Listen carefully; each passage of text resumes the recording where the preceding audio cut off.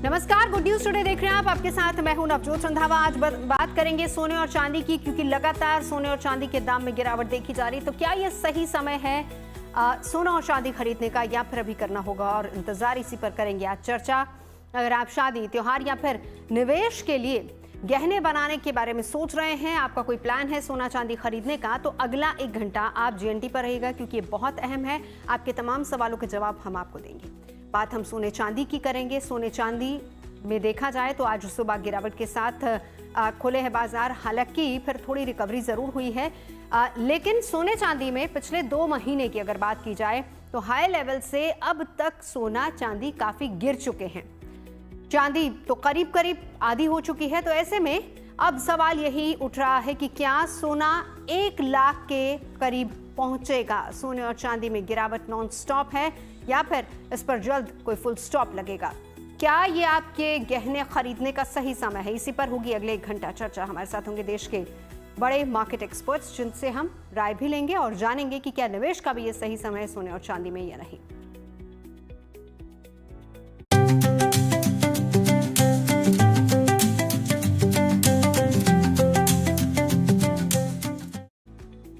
सोने चांदी के दिन 60, खरीदारों के आए ठाठ। इसी पर हम आज बात कर रहे हैं, क्योंकि सोने और चांदी में पिछले 2 महीने की अगर बात की जाए तो गिरावट जारी है, यानी कि पिछले 60 दिनों से। आज भी सोने और चांदी सुबह सस्ता हुआ, हालांकि फिर थोड़ी सी रिकवरी हुई, लेकिन अगर हम पिछले 60 दिनों की बात करें तो चांदी हाई से आधी हुई है और चांदी अपने हाई से 2,13,000 रुपए प्रति किलो सस्ती हो चुकी है। सोना भी अपने हाई से करीब 35,000 रुपए सस्ता हुआ है। ईरान अमेरिका के बीच जंग लगातार जारी है और युद्ध में भी सोने चांदी के दाम गिर रहे हैं। सोने चांदी अब तक सुरक्षित निवेश के तौर पर देखे जाते थे, लेकिन युद्ध में दाम बढ़ने के बजाय दाम गिरे हैं। साथ ही साथ कच्चे तेल के दाम बढ़ने से महंगाई का जोखिम भी बढ़ा है। ऐसे में निवेशक अपने हाथ में पैसा रखना चाहते हैं और इसके अलावा अमेरिका में ब्याज दरों में कटौती की उम्मीदें कम ही नजर आ रही हैं। माना यह भी जा रहा है कि इससे भी फिलहाल सोने और चांदी में निवेशकों का रुझान फिलहाल घटा ही है। इसीलिए आम लोग, हम और आप यही सोच रहे हैं कि क्या सोना और चांदी अभी ले लेना चाहिए या फिर अभी थोड़ा और इंतजार करना चाहिए। आम खरीदार और निवेशक दोनों के बीच में ये सवाल पैदा हो गया कि क्या ये खरीदारी के लिए सही समय है या नहीं, क्योंकि ये जो फ्लक्चुएशंस हैं वो लगातार हो रहे हैं। और इसके बारे में अब एक ही व्यक्ति है जो सबसे ज़्यादा जानकारी दे पाएंगे, वो है हमारे सराफा ट्रेडर्स कमेटी के अध्यक्ष। तो उन्हीं से जानेंगे कि ये जो सर कैलाश उतार चढ़ाव जो आ रहे हैं, इसके पीछे क्या कारण हो सकता है। बाफत दोपहर के बाद में मार्केट में काफ़ी तेज़ी आ गई। ये सबसे बड़ी काम हो रहा है ईरान और अमेरिका और इजराइल के साथ जो लड़ाई हो रही है, सबसे बड़ा रीज़न ये आ रहा है। इसमें अगर क्रूड ऑयल अगर तेज़ होता है और डॉलर इंडेक्स बढ़ता है तो सोना चांदी हमेशा टूटता है। लेकिन मैं ये कहना चाहूँगा उन इन्वेस्टरों के लिए भी, अगर उन्होंने ख़रीदा हुआ है तो उनको घबराने की कोई ज़रूरत नहीं है।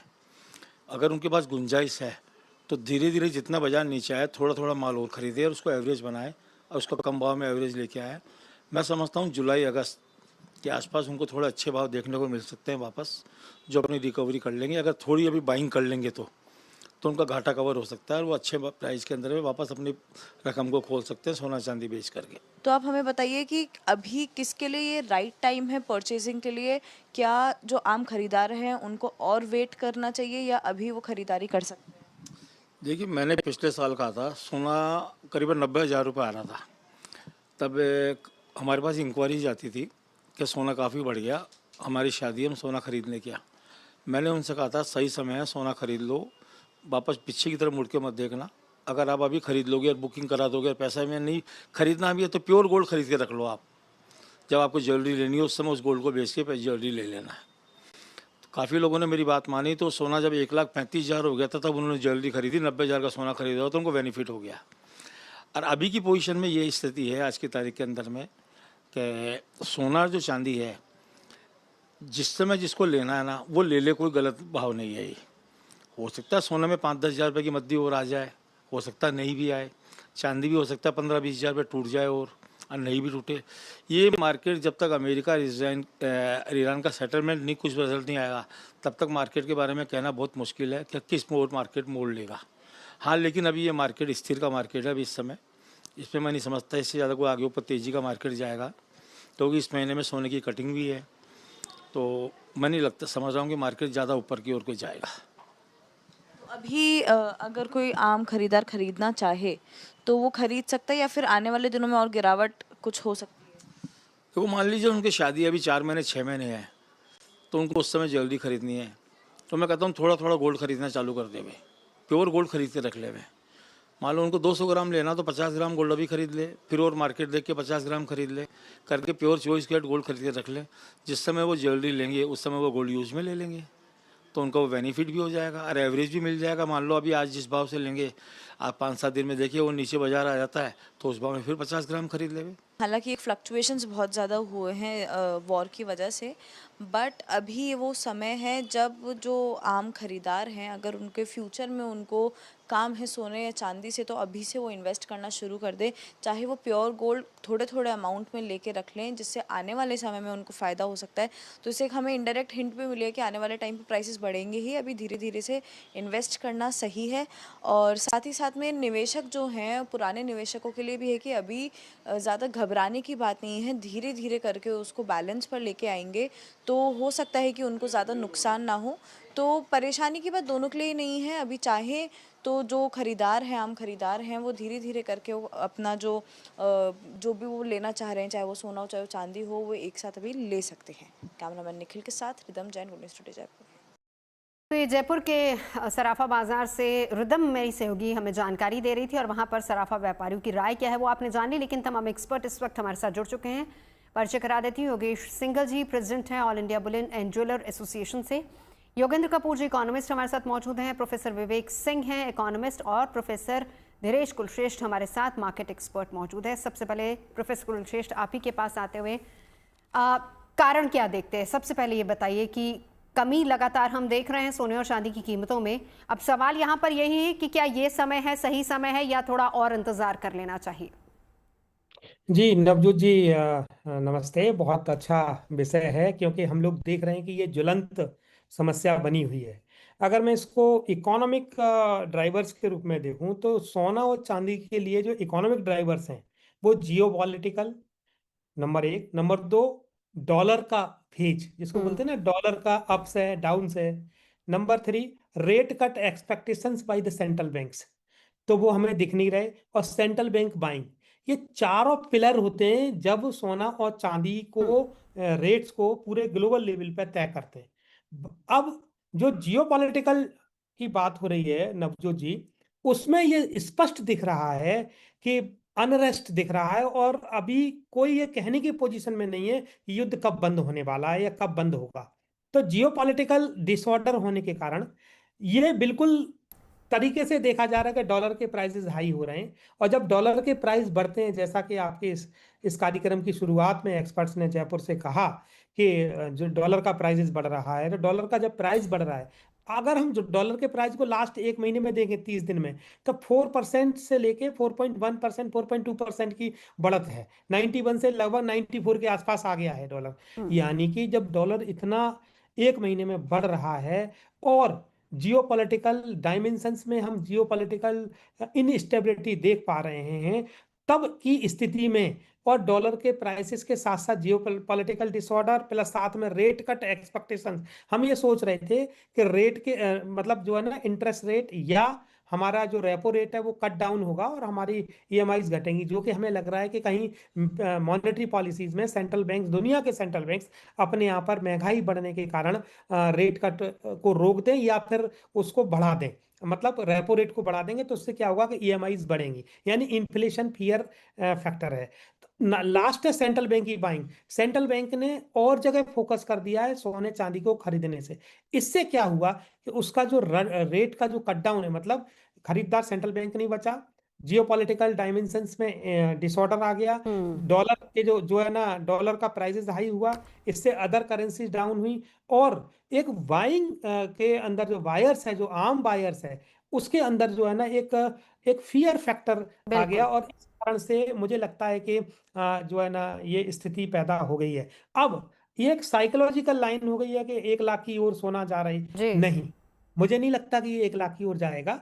लेकिन टूटेगा जरूर। ठीक है। और इस आने वाले क्वार्टर में अप्रैल मई और जून में हम्म। स्थितियां और साफ होंगी, ठीक क्योंकि है। जितना जितना ये युद्ध खिंचेगा उतना उतना ये प्रीसियस मेटल्स पे हाँ। प्रॉब्लम आएगी। नंबर एक। नंबर दो, दूसरा है चांदी की बात आपने अपने हम्म। इस कार्यक्रम में रखी है। चांदी सिर्फ प्रीसियस मेटल्स ही नहीं, इंडस्ट्रियल मेटल भी है। तो बिल्कुल। आज की स्थिति में नवजोत जी, जितने भी इकोनॉमीज है, like emerging economies like India और चाइना, चाइना हम्म। हालांकि किस ट्रिलियन डॉलर से ऊपर चला गया है और बहुत अच्छा डेवलपिंग डेवलपिंग फेज में है, बट इंडिया इमर्जिंग इकोनॉमी है। और ऐसी स्थिति में इंडिया के साथ में प्रॉब्लम यह है कि हम इंडस्ट्रियलाइजेशन करें या पहले जो हमारी कीमतें बढ़ने के जो जैसे जितनी भी इन्फ्लेशन नीड कंट्रोल बेस्ड करे। उनको कंट्रोल करें। तो बिल्कुल। ये बहुत बड़ा इशू हो गया, यानी लॉ एंड ऑर्डर का इशू हो गया है। हम्म। फूड और जो नीड बेस्ड जो गुड्स एंड सर्विसेज हैं उनको कंट्रोल करने का टाइम आ गया है। अभी आप देखिए किस तरीके से हम एलपीजी को, जब एक जहाज वहां से आ रहा है और हम एकदम खुश हो रहे हैं कि जहाज आ गया जी। और आप वो पहुंच गया कांडला बिल्कुल। एयरपोर्ट। तो ये स्थिति है मेरी। प्रोफेसर गुलशेष, आती हूँ। प्रोफेसर विवेक सिंह हमारे साथ हैं। सर, कच्चे तेल के दाम बढ़े और महंगाई भी लगातार बढ़ रही है। अब ऐसे में एक अगर हम आम निवेशक की बात कर लें या फिर आम बायर की बात कर लें, जो कि इंतजार करता है कि कब सोने के दामों में, देखिए पिछले दिनों हमने ये बात देखी थी कि लोग वेट कर रहे थे कि सोने के दाम कुछ तो कम हो। अब अगर कम हो गए हैं और इधर ये है कि महंगाई लगातार बढ़ती जा रही है। अगर हम दूसरे कंट्रीज की बात करें, खबर ये भी आ रही कि अगर युद्ध जल्दी खत्म हो जाता है तो कहीं ना कहीं अमेरिका जैसे मुल्क में वहां मंदी भी आ सकती है, तो उसका असर जाहिर सी बात है कि पूरी दुनिया पर पड़ेगा। सर, इसको समझाते हुए बताइए आम निवेशक क्या करे? क्या सोना चांदी सही विकल्प है और क्या आज की तारीख में ये सही विकल्प के तौर पर खरीदा जाए या थोड़ा और इंतजार किया जाए? प्रोफेसर विवेक जी, नवजोत जी नमस्कार। देखिए, बिल्कुल आपकी बात सही है। देखिए, हमको देखना पड़ेगा सोने और चांदी के भाव मेरे पास तो इतना फ्लक्चुएशन क्यों हो रहा है। देखिए, अभी आप देखिए मार्च महीने में अगर हम देखें, मार्च में बीतने को भी नहीं है, तो लगभग 17% तक जो है सोने के भाव में जो है कमी आई है। देखिए, एक समय था जब 4 लाख के आसपास सोना चला गया था और अभी 1.48 लाख जो है 24 कैरेट 10 ग्राम सोने का कीमत है। तो देखिए, जो इसके 3-4 मेन कारण है। और रही बात इन्वेस्टर, तो देखिए आज के समय में हर कोई इन्वेस्टर है, क्योंकि हर किसी के पास सोना है। और सोने को तो हम मान सकते हैं कि हर कोई इन्वेस्टर है, क्योंकि हर कोई 10 ग्राम 20 ग्राम 50 ग्राम सोना आज जो है अगर आप देखेंगे हर घर में है। अब देखिए, इसके 3 मुख्य कारण जो है मुझे समझ में आते हैं। पहला कारण ये है, देखिए और इसमें घबराने की कोई जरूरत नहीं है। ये जो हो रहा है, जो सोने की कीमतें में फ्लक्चुएशन हो रहा है, जो लगातार कीमतें जा रही हैं, ये शॉर्ट टर्म में हो रहा है। इसका पहला है जियोपॉलिटिकल टेंशन। देखिए, जब से यूएस और इजराइल जो है ईरान का वॉर हो रहा था, उसमें क्या हुआ रहा है कि क्रूड ऑयल जो है उसके जो है पर बैरल जो है डॉलर में उसकी कीमत बढ़ रही है। इससे क्या हो रहा है, क्योंकि आप नवजोत जी जाने मानेंगे कि सबसे ज्यादा जो करेंसी 70-75% जो क्रूड ऑयल के परचेज में यूज होती है, उसमें डॉलर का जो है अपना डोमिनेशन है। तो डॉलर जो है डोमिनेट कर रहा है और इधर जो है क्रूड ऑयल की प्राइस भी बढ़ रही है। तो क्रूड ऑयल की प्राइस बढ़ने से जाहिर सी बात है डॉलर का तो पहले से ज्यादा यूज होता था ज्यादा खरीदारी करने के लिए, और इस बढ़ने से और ज्यादा डिमांड जो है डॉलर की बढ़ गई है। ऐसा नहीं है कि यूएसए की जो है इकोनॉमी कुछ ज्यादा अच्छी हो गई, बट बात यह है कि यहाँ पे डॉलर की क्योंकि करेंसी जो है परचेज के लिए क्रूड ऑयल का यूज होती है और क्रूड ऑयल की कीमतें भी बढ़ रही हैं, तो डबल इम्पैक्ट पड़ रहा है। डॉलर की डिमांड ज्यादा हो रही है और इस क्योंकि जब तक डॉलर जो है मजबूत होता है और क्रूड ऑयल की प्राइसेज जो है ज्यादा कीमतें बढ़ती है, तब तक सोना जो है लोग अनसेफ मानते हैं और उसमें की जो है खरीदारी लोग रोक देते हैं। डिमांड सोने की कम हो जाती है, लोग बिकवाली करना शुरू कर देते हैं, तो इस वजह से सोने की कीमतें जो है वो घटती जाती हैं। दूसरा कारण यह है कि जब गोल्ड में आप पैसा लगाते हैं, क्योंकि आप उसको एक सेफ इन्वेस्टमेंट मानते हैं, लेकिन जब वॉर का सिचुएशन है और डॉलर मजबूत हो रहा है, तो लोग जो है पैसा जो अभी आपने गोल्ड में लगाया था वो उठा के जो है यूएस बॉन्ड मार्केट में डालना शुरू कर देते हैं और ये बड़े पैमाने पर होता है। इसका फर्क भी पड़ता है कि डॉलर और मजबूत होता है और सोने की कीमतें जो है और कम हो जाती है। तो देखिए, जब तक युद्ध रहेगा, जब तक अनिश्चितता रहेगी, जब तक जो है क्रूड ऑयल की कीमतें बढ़ेंगी, डॉलर की डिमांड ज्यादा होगी, यहाँ पे और एक बात आप मानेंगे, प्रॉफिट बुकिंग पे ज्यादातर जो मान के चल रहे हैं, जो इन्वेस्टर जो प्रॉफिट करने वाले हैं, तो गोल्ड में हो चुकी है। तो ये सारे रीजन है जिसकी वजह से हमको लगता है कि ये प्राइसेस जा रही हैं नीचे। लेकिन गोल्ड के प्राइस जो है किसी को इसमें कुछ चिंता की बात नहीं। शॉर्ट टर्म के लिए जैसे युद्ध बंद होगा, डॉलर थोड़ा कमजोर होगा, जो क्रूड ऑयल की कीमतें कम हो जाएंगी, तो फिर से जो है इसमें बढ़ोतरी होगी। अभी तो हम चांदी की भी बात कर रहे थे, तो देखिए चांदी का 55% तो वैसे भी इंडस्ट्रियल कंजम्पशन हो जाता है, और चाइना को लगा कि रेयर अर्थ जो है मैटर है, तो इसको जो है हम ज्यादा यूज कर सकते हैं, खास करके एआई बैटरीज वगैरह और एआई जो है इक्विपमेंट्स बनाने के लिए, सोलर पैनल बनाने के लिए, तो वो होर्डिंग कर रहा था, तो उसकी डिमांड ज्यादा हो रही थी, इस वजह से चांदी की कीमतें बढ़ रही है। लेकिन जब युद्ध हो रहा है और लगता है कि आप जो बनाओगे प्रोडक्ट जो है, खास करके एआई बैटरीज वगैरह, वो आप बेच नहीं पाओगे, तो उसका कोई मतलब नहीं, इसलिए जो है वो खरीदना बंद कर दिया है, और इस समय चांदी की प्राइसेस भी ज्यादा जो है नीचे जा रही है। लेकिन अगर आप देखें तो चांदी में ज्यादा जो संभावना नहीं है, ज्यादा जोखिम है, गोल्ड सेफ आज भी है और आने वाले समय में ये बढ़ेगी, बट हमको सोना जो है लेकर सो जाना है, सोना लेकर हमको सोना है, 2-3 साल वेट करना है और उसके बाद अच्छा जाएगा। यहीं से दो सवाल योगेंद्र जी, किस रूप में हमें सोने में निवेश करना चाहिए, और एक, क्योंकि वही बात है, देखिए जंग अगर जल्दी खत्म हो जाती है तो चर्चाएं ऐसी, वही स्पेकुलेशंस हैं, लोग अपने अपने कयास लगा रहे हैं कि मंदी का दौर हो सकता है, अमेरिका में रिसेशन आ जाए, तो ऐसे में हिंदुस्तान में, भारत में खास तौर पर अगर हम बात करें, लोग पैसा भी तो अपने हाथ में रखना चाहेंगे, तो क्या इन तमाम चीजों के मद्देनजर क्या सोने में पैसा लगा देना सही है, या पैसा अपने हाथ में रख देना सही है, या फिर विकल्प और ऑप्शन क्या बचते हैं योगेंद्र जी? देखिए, एक चीज को हमें बहुत क्लियरली समझना है कि जो situation at the moment emerge हो रही है, उसमें आप ये देखिए कि अमेरिका जो है वो अपनी ग्राउंड ट्रूप्स जो है वो गल्फ मतलब मिडिल ईस्ट एरिया में जो है भेजने में प्लानिंग कर रहे हैं। तो इससे आप अंदाजा लगाइए कि ये वॉर जो है ये इस टाइम जो है एक शॉर्ट रन आई मीन, अगर हम इसको एक्सपेक्ट करें कि विद इन 15 डेज या विद इन 1 मंथ जो है आसानी से खत्म होने वाली, वो सिचुएशन अब नहीं नजर आ रही है। तो और जब ऐसी वाली सिचुएशन एमर्ज करती है तो मेरा ये मानना है कि आप ये देखेंगे कि ना सिर्फ गोल्ड एंड सिल्वर में इन्वेस्टमेंट, आप ये देखेंगे कि ओवरऑल इंडिया के अंदर जो मेरे को एक फर्मली एक बिलीफ है वो ये है कि कंजम्पशन जो है वो हम आगे देखेंगे कि वो इंडिया में फॉल करेगी, और उसके जो मेजर रीजंस हैं वो ये है कि अब जैसा भी हम एक पैनलिस्ट ने बोला अभी कि हमारी input cost as well as जो डिपेंडेंसी ऑन डॉलर है, हम सब समझते हैं और जानते हैं कि अगर इंडिया के पर्सपेक्टिव में हम देखें तो हमारा जो बैलेंस ऑफ ट्रेड है वो मेजॉरिटी जो है वो नेगेटिव है, क्योंकि हम इंपोर्ट जो है वो ज्यादा करते हैं और इस टाइम इंपोर्ट की कॉस्ट जो है वो इंक्रीज कर रही है, और इंक्रीज कॉस्ट का मतलब ये होता है कि less savings in the hands of the people, और जब ऐसा होता है तो उसमें बहुत जरूरी ये है कि हर तबके को एक कॉशियस वे में अप्रोच रखते हुए आगे मूव करना जरूरी है। और उसमें मैं ये मानता हूं कि देखिए,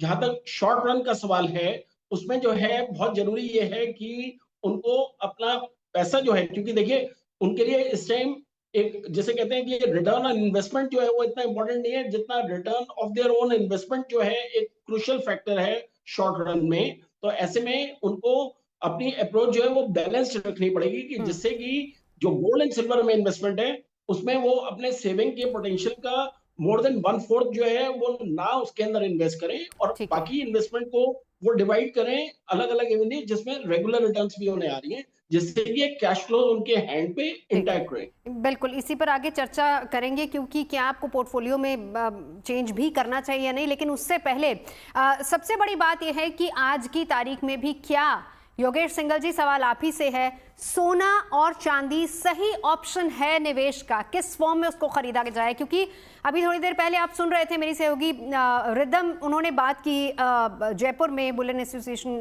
के जो अध्यक्ष हैं उनसे, उन्होंने कहा कि आप एक सॉलिड फॉर्म में गोल्ड खरीद सकते हैं, वो एक अच्छा निवेश हो सकता है। आपकी नज़र में किस फॉर्म में खरीदा जाए या फिर अभी थोड़ा और इंतजार कर लिया जाए? देखिए, 1,93,000 95,000 रुपये सोना बिका है, वहां से 45,000 रुपये नीचे अभी सोना मिल रहा है। 1,45,000 रुपये का भाव दिखा रहा है अभी टीवी पे सोने का। तो ये भाव बहुत अच्छे भाव हैं और ये भाव रेयर मिलते हैं। और जैसा मैंने कहा था कि हर बड़ी गिरावट पे 1.5 लाख रुपए यदि आप एक सपोर्ट प्राइस मान लें तो इसके नीचे जितनी भी कोई बड़ी गिरावट आती है तो वहां पर भी सोना खरीदना चाहिए। जैसा 1,37,000 रुपये मैंने आपके टीवी चैनल पे बोला था, उसके बाद 1,30,000 रुपये लगा, वहां पर भी खरीदारी करनी चाहिए। उसके बाद एक लेवल 1,20,000 रुपये का है, वहां भी खरीदारी करनी चाहिए। तो डिप्स ऑन बाइंग, हमेशा बड़ी गिरावट पे बाइंग की तरफ रहना चाहिए, सेलिंग की तरफ नहीं, क्योंकि सोना ये सदा के लिए है। और सोना फिर किस फॉर्म में खरीदा जाए? और जो नॉर्मल निवेशक आपके पास भी जो आ रहे हैं, खरीदार भी जो आ रहे हैं, वो उनका रुझान किस और नजर आ रहा है? कि अभी तो मार्केट में लिक्विडिटी की बहुत बड़ी कमी है। जैसे हमारे रिजर्व बैंक ने भी 50,000 करोड़ रुपया डाला है बैंकों में, तो अभी ग्राहकों के पास पैसा नहीं है। दूसरी चीज, ये मार्च का महीना है, क्लोजिंग का महीना होता है, इसमें शादी ब्याह भी नहीं होते। अप्रैल से पता लगेगा कि ग्राहकी कैसी चल रही है। जहाँ तक आपने की फॉर्म की बात, उसको कम से कम अभी युद्ध के समय में तो मैं सिर्फ फिजिकल फॉर्म में ही करूंगा, या तो ज्वेलरी की फॉर्म में या प्योर बुलियन की फॉर्म में ले, क्योंकि बैंकों में भी मान लिया कोई आपात स्थिति आती है, युद्ध लंबा चलता है, खाने के लिए पैसे चाहिए, बैंकों में से निकलेंगे नहीं, या और कोई परेशानी आ जाती है, तो फिजिकल फॉर्म में सोना बुलियन या फिर ज्वेलरी खरीदनी चाहिए, जिसको हम 10 मिनट में कैश कर सकते हैं। और इसी फॉर्म में अभी फिलहाल युद्ध के हालात में तो इसी फॉर्म में। ठीक है उसके अलावा प्रोफेसर तो हाँ जी जी ETF सर भी अपनी है, बात पूरी कीजिए। और भी ऑप्शन है, डिजिटल ऑप्शन काफी है। लेकिन अभी युद्ध के समय में जैसा हमारे सोशल मीडिया पे भी चल रहा है कि अपने घर में पैसा रखो, अनाज रखो, आपात स्थिति में कहीं भी कुछ भी हो सकता है, तो उस पर्पज से अपने को एक घबराने की जरूरत नहीं है, लेकिन फिर भी एक प्रिकॉशनरी के लिए हम लोग रखते हैं राशन अपने घर में 1 महीने का, तो 2 महीने का रख लो, 3 महीने का रख लो। ऐसे करके अपने को कैश भी रखना चाहिए घर पे। लिक्विडिटी फॉर्म में कैश जरूरी है, क्योंकि बैंक में जरूरी नहीं है कि बैंक में आपको लिक्विडिटी मिलेगी।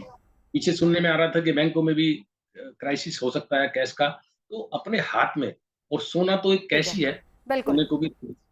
प्रोफेसर कुलश्रेष्ठ इसी बात को आगे बढ़ाइए, क्लियर कीजिए, क्योंकि देखिए अफवाहों का बाजार, जाहिर सी बात है कि जब इस तरह की सिचुएशन होती है तो बहुत ज़्यादा अफवाहें फैलाई जाती हैं, बहुत सारी खबरें आती हैं। 2 सवाल सीधे तौर पर कि पैसा संभाल के रखें, या फिर आज की डेट में भी आप कहेंगे कि सोना एक बहुत अच्छा निवेश है?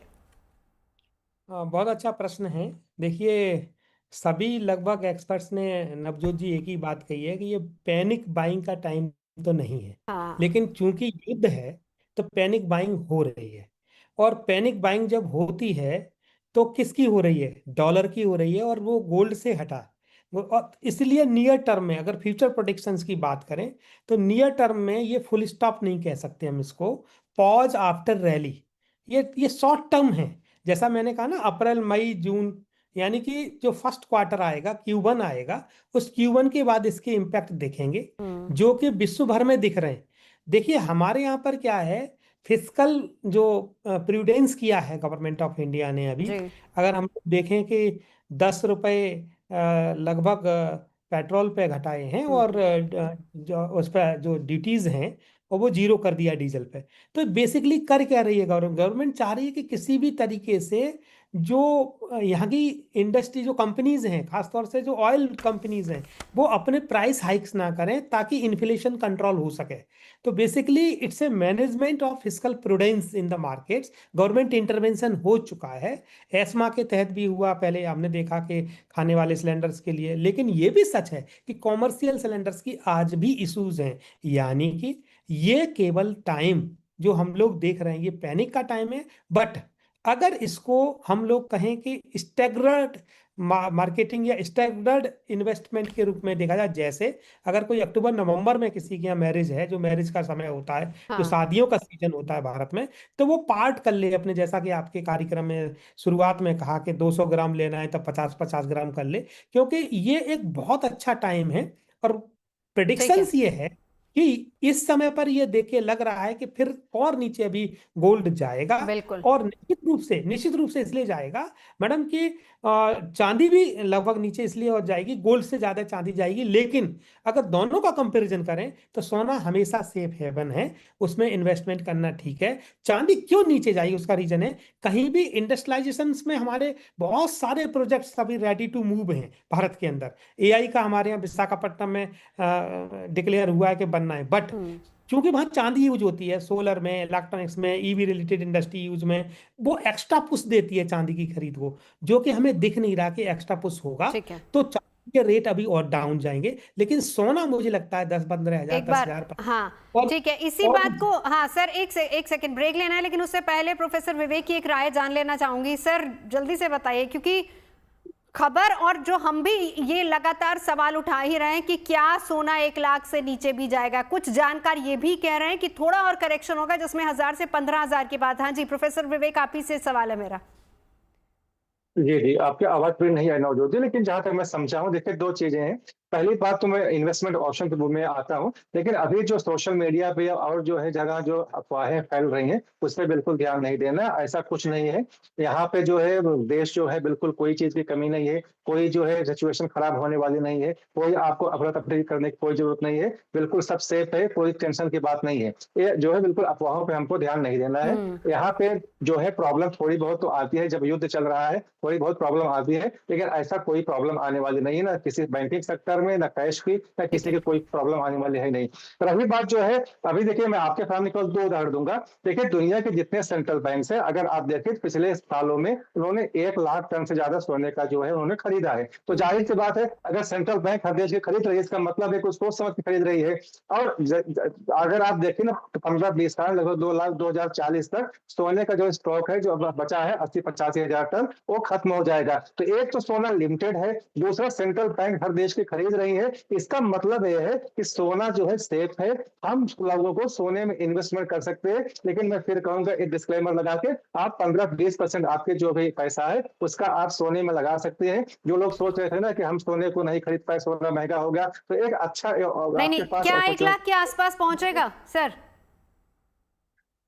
देखिए, जब तक मैंने कहा कि क्रूड ऑयल की कीमतें जो है बढ़ती रहेंगी, जब तक युद्ध का माहौल रहेगा, जब तक इंट्रिंसिक वैल्यू जो है डॉलर की बढ़ती रहेगी, तो वो जो है सोने की कीमत जो है घटती रहेगी। ठीक है। और लेकिन मैं नहीं मानता कि 10-15% ज्यादा है कि इसमें जो है गिरावट आएगी। ठीक है, चलिए आपने कहा कि देश के तमाम मुल्क के तमाम जो देश हैं वहां के सेंट्रल बैंक्स ने सोना खरीदा, लेकिन एक बड़ी खबर यहाँ पर सर ये भी है कि रूस और तुर्की दोनों सोना बेच भी रहे हैं और वहां पर डिफेंस सेक्टर में पैसा लगाया जा रहा है। ये संकेत कैसा है और इसके मद्देनजर हमें किस तरीके से अपने पोर्टफोलियो में बदलाव करना चाहिए, और क्या आज भी सोना सही है कि आज ही खरीदे, थोड़ा और इंतजार करें? तमाम मुल्कों के सेंट्रल बैंक्स ने सोना खरीदा अच्छी खासी मात्रा में, लेकिन सर रूस और तुर्की दोनों सोना बेच रहा है, ये क्या इंडिकेट करता है? देखिए, इंडिकेट करता है कि अगर आपको पैसे की रिक्वायरमेंट है या और अगर आपके पास सोना आपने ज्यादा खरीद लिया, जाहिर सी बात उसको आप यूटिलाइज करके अलग अलग सेक्टर में उसको आप डालने का प्रयास करेंगे। तो यही हो रहा है तुर्की और जो है रशिया के साथ। लेकिन ज्यादातर जो है बैंकों ने, मैंने कहा कि 1 लाख टन से ज्यादा सोना जो है 1 साल में खरीदा है। क्या इंडिकेट करता है कि सोना जो है अभी भी सेफ ऑप्शन है। और मैंने कहा कि अगर जो है युद्ध बढ़ता है और युद्ध लगातार लंबा खींचता है, क्रूड ऑयल की कीमतें पे डिपेंड करता है। देखिए, सोने का सारा खेल जो है क्रूड ऑयल की प्राइसेस पे डिपेंड करता है और डॉलर मजबूत है या कमजोर है इसके ऊपर डिपेंड करता है। अगर क्रूड ऑयल की प्राइसेस बढ़ेंगी और इसका कारण होगा युद्ध, तो जाहिर सी बात है डॉलर मजबूत होगा, और डॉलर मजबूत होने का मतलब है कि सोना कमजोर होगा। देखिए, आप दो ही तीसरा कोई ऑप्शन है ही नहीं हमारे पास। या तो जो बड़े बड़े जो इन्वेस्टर्स हैं, इंस्टीट्यूशनल जो इन्वेस्टर्स हैं, या तो सोने में पैसा लगाते हैं, बॉन्ड्स में लगाते हैं, या तो फिर जो है वो पैसा जो है बॉन्ड्स में लगाते हैं, या तो फिर सोने में लगाते हैं। तीसरा कोई ऑप्शन है नहीं। तो जाहिर सी बात है अगर डॉलर मजबूत होगा तो यहाँ पे असर जो है प्रेशर उसका सोने पे पड़ेगा।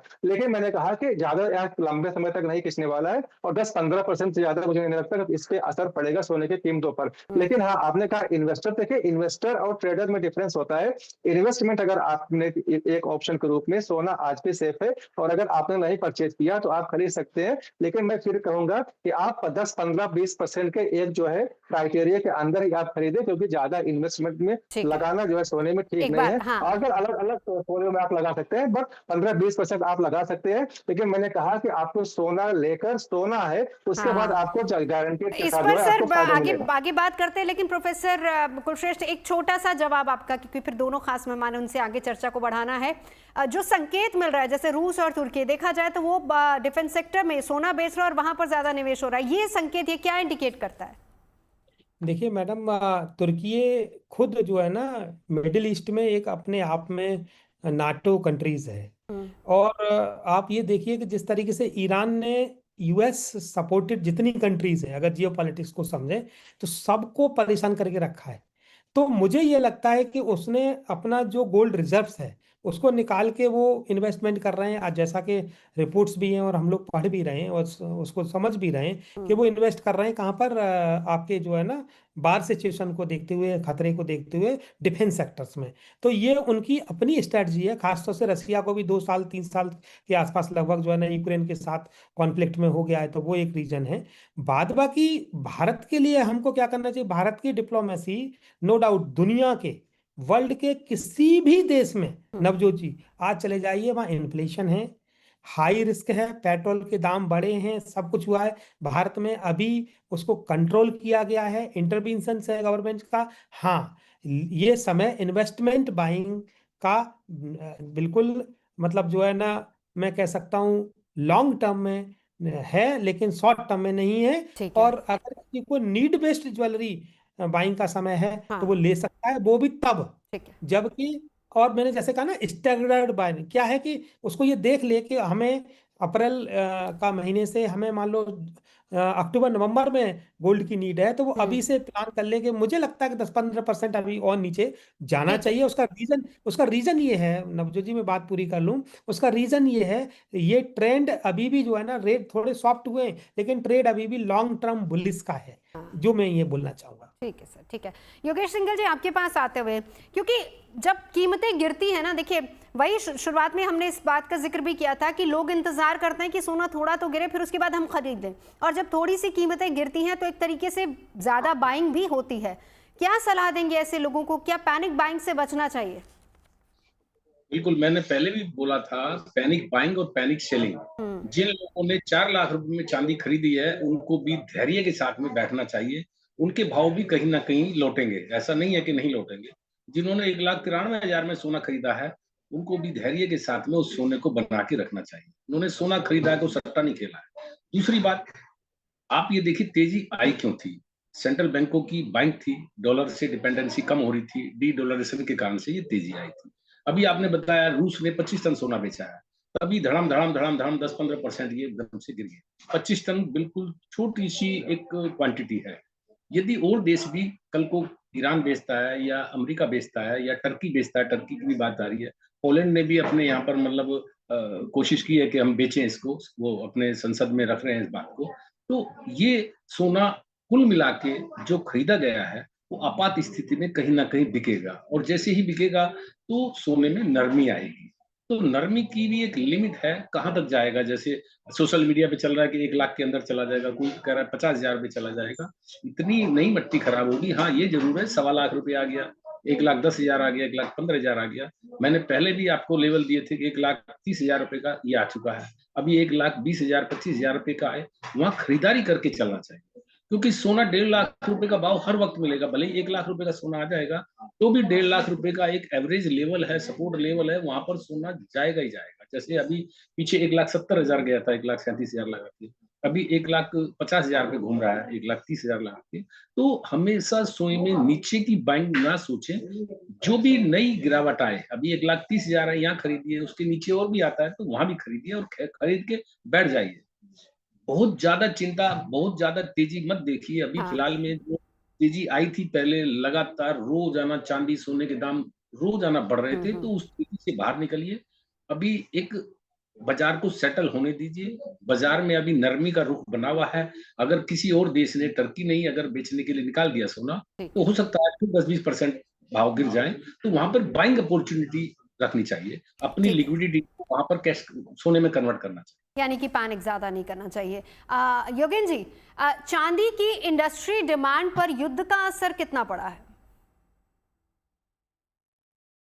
नहीं, देखिए है कि अगर हम ये देखें कि चांदी के केस में जिस तरीके से दिसंबर 2025 एज वेल एज जनवरी 2026 में एक ऑल ऑफ अ सडन जो मैं कहूंगा पैनिक, जो एक सप्लाई साइड पे जो है पैनिक क्रिएट किया गया था कि चाइना से जो है उनकी एक्सपोर्ट पॉलिसीज जो है वो स्ट्रिक्टनेस ला रहे हैं, और उसकी वजह से जो है एक आर्टिफिशियल जो उसकी डिमांड क्रिएट करके जो उसकी प्राइसिंग बढ़ाई गई थी, आज हम देख रहे हैं कि वो उसको सस्टेन नहीं कर पा रहा है। और उसका रीजन ये है कि आप ये देखिए कि हर एक चीज को हमें एक पर्सपेक्टिव में देखना है कि अगर हम ये कहते हैं कि चांदी की इंडिया के अंदर जो है डिमांड बढ़ी है, लेकिन क्या अगर हम ऑन ग्राउंड देखें कि इन सभी सेक्टर्स में ग्रोथ जो है क्या उस पेस से ग्रो करी है जिस पेस से चांदी के रेट बढ़े थे?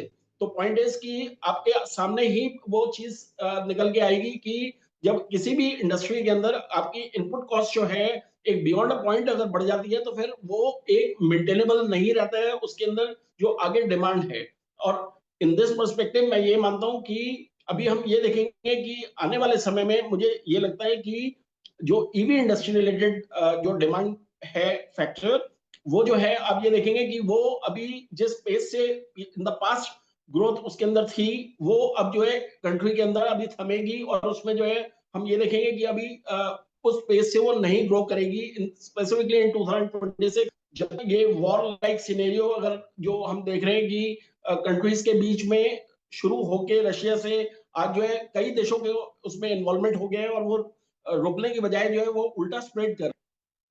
जी प्रोफेसर कुलश्रेष्ठ, देखिए आज की तारीख में जो हालात हैं, युद्ध कब खत्म होगा, बहुत अनसर्टेनिटी है, कोई कुछ कह नहीं सकता है, असर सीधा मार्केट पर भी पड़ रहा है। तो आज की तारीख में अगर हम सोने चांदी के अलावा भी देखें तो कौन सा निवेश का बेस्ट ऑप्शन आप बताएंगे? जी देखिए, अभी वर्तमान स्थितियों में नवजोत जी, आपका जो प्रश्न है कि कौन सा मार्केट का कौन सा पार्ट जो है ना ज़्यादा अच्छा है। देखिए, आईटी फील्ड अभी मूव कर रहा है, आगे जाएगा। मुझे लगता है कि एआई सेक्टर्स और इंडस्ट्रियल डेवलपमेंट्स में खास तौर पे जो इंडस्ट्री है, जो कि ऑयल बेस्ड इंडस्ट्रीज नहीं है, और बाहर टेंशन्स के कारण अगर हम लोग देखते हैं कि सिल्वर के जो मार्केट्स को अगर हम लोग और नज़दीकी से देखें तो 5 मार्च को जो डेटा था वो लगभग मिडिल ईस्ट का जो शुरुआत हुआ था लास्ट फरवरी के लास्ट वीक में, और जैसे ही अल खामिनेई साहब का डेथ हुआ उसके बाद जो है ना 5 मार्च और 6 मार्च के आसपास 3.3 और 3.4% के आसपास, if I am not wrong, this is the data कि चांदी अप गई। तो ये अप्स एंड डाउन्स चल रहा है, लेकिन आज की डेट में अगर आपका जो प्रश्न बड़ा ही अच्छा है कि डॉलर में निवेश किया जा सकता है, dollar is the big option, है ना। डॉलर में लोग निवेश करना शुरू कर दिए हैं क्योंकि डॉलर अप जा रहा है। जब जब युद्ध हुआ है तब तक डॉलर अप गया है, और डॉलर ने वही अपनी परफॉर्मेंस इस बार भी दिखाई है, नंबर एक। नंबर दो, हाई यील्ड्स पे जो है ना अगर जाना है इन्वेस्टमेंट के लिए, गोल्ड एक अच्छा ऑप्शन है, आज भी एक अच्छा ऑप्शन है।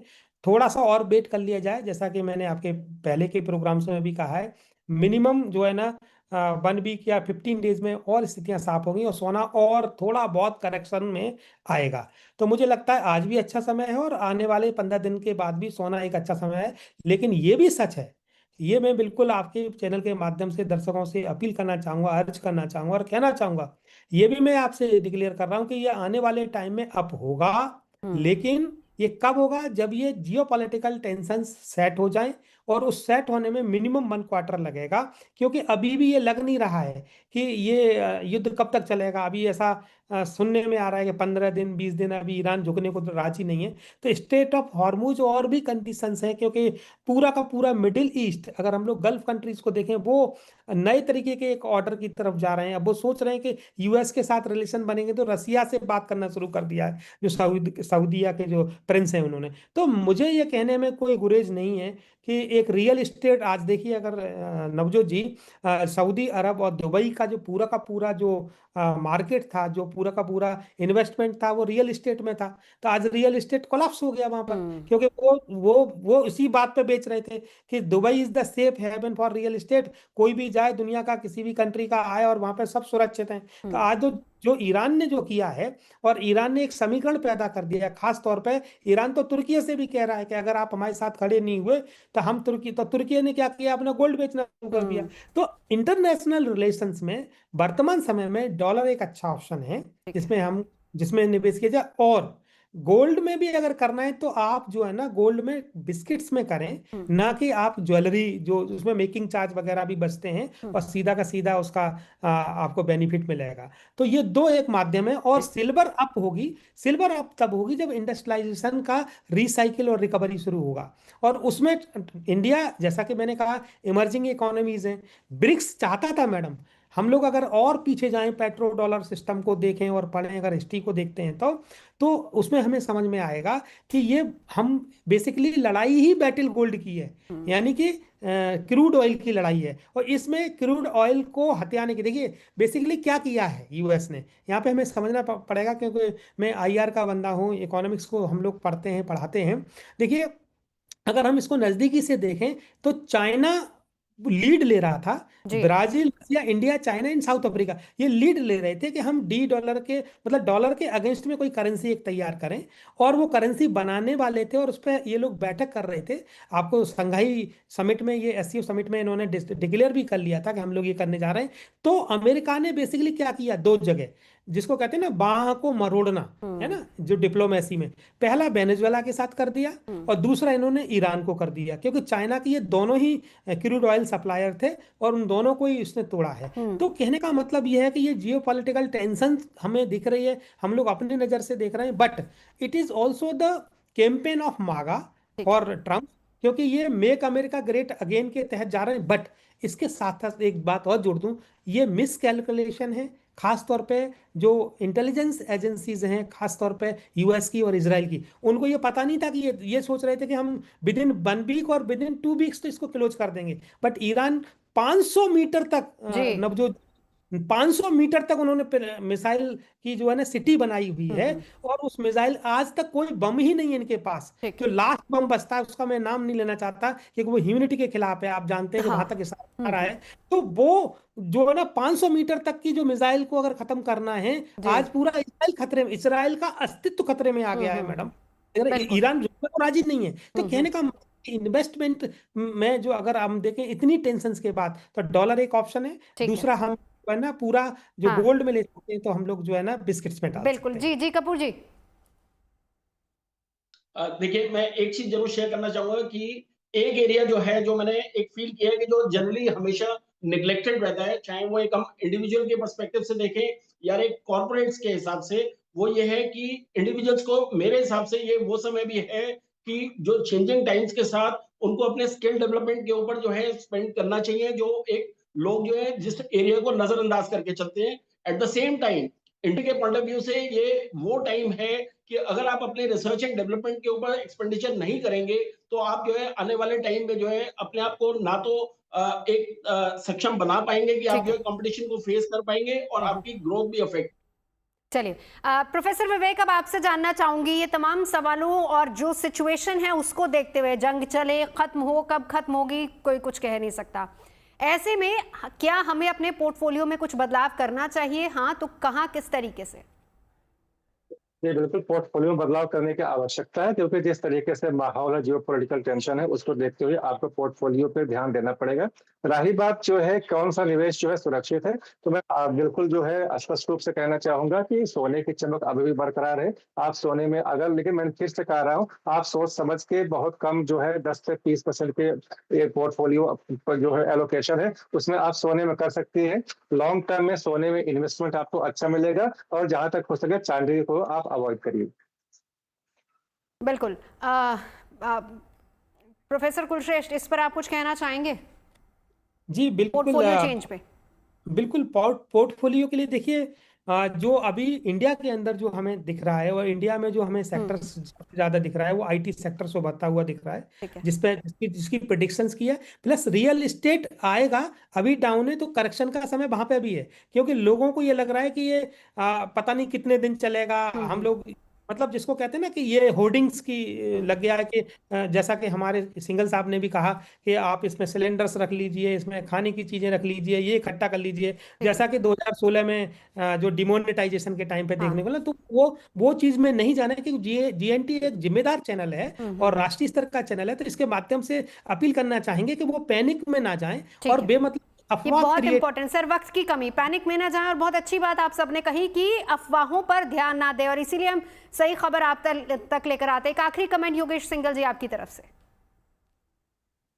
की चमक हमेशा रहेगी, सोने में कोई भी किसी से पूछने की जरूरत नहीं है। सोना जब खरीदो जब ही सस्ता है। हमारे पूर्वज भी जो भी निवेश होता था वो सोने चांदी में ही रखते थे। तो अभी चांदी में निवेश थोड़ा सा अभी जरा रिस्की है, लेकिन सोना चांदी दोनों में ही चमक बराबर रहेगी और हमेशा के लिए है ये। ठीक है। उसके बाद में सब चीजें आती हैं, पहले सोना चांदी है, उसके बाद में दूसरी चीजें। चलिए, बहुत बहुत शुक्रिया तमाम खास मेहमानों का हमारे साथ यहाँ पर जुड़ने के लिए। तो सोना और चांदी कब खरीदें, अभी या थोड़ा सा रुक जाएं, इसी को लेकर चर्चा हम कर रहे थे। आपका पोर्टफोलियो क्या वाकई आपको बदलना चाहिए या फिर अभी थोड़ा और इंतजार करना चाहिए? इन तमाम सवालों का जवाब तमाम एक्सपर्ट से हमने जाना।